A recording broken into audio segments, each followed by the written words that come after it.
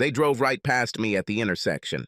It was definitely Lee, her blonde hair flowing behind her. What was my wife doing on the back of a motorcycle at 3 o'clock in the afternoon? I turned and followed them.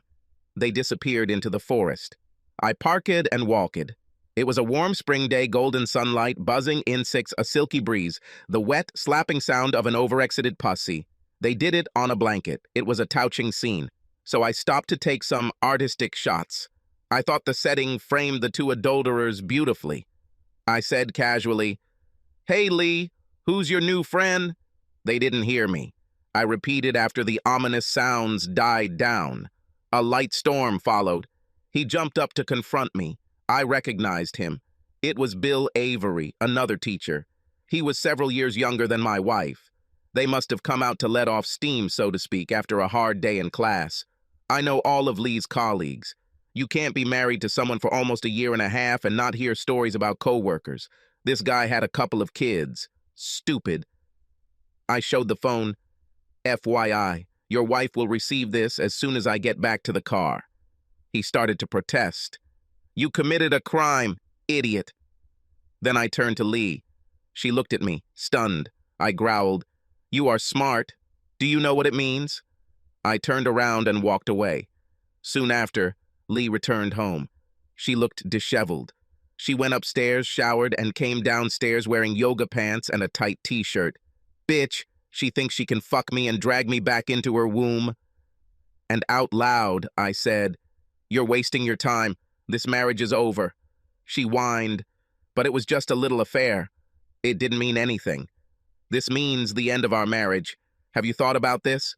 She wailed, No woo. You cannot divorce me because of one little indiscretion. I snorted. You call this carelessness? Lee looked surprised. Obviously, I didn't buy it.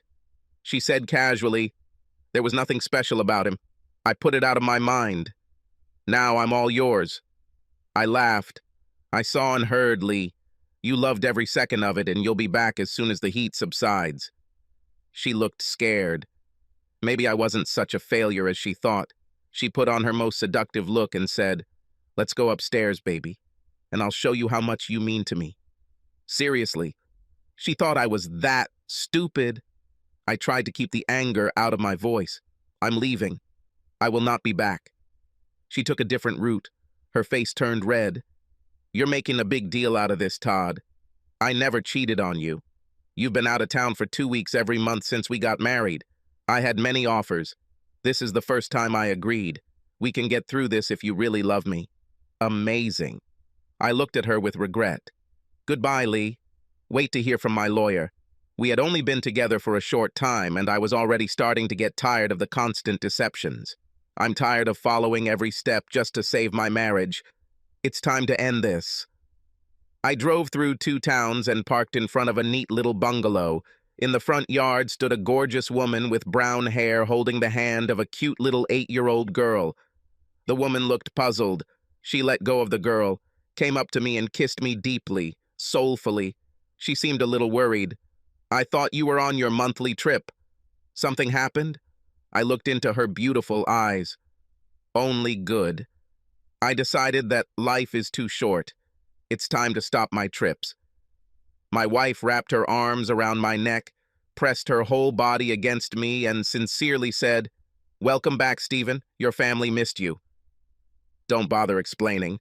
I know that I am a lying, mean, hypocritical son of a bitch. Subscribe to our channel so that your second chaff doesn't cheat on you, and go ahead and listen to the next story, because this story is nothing compared to the next one. If you're under 18, don't even think about listening to the next one.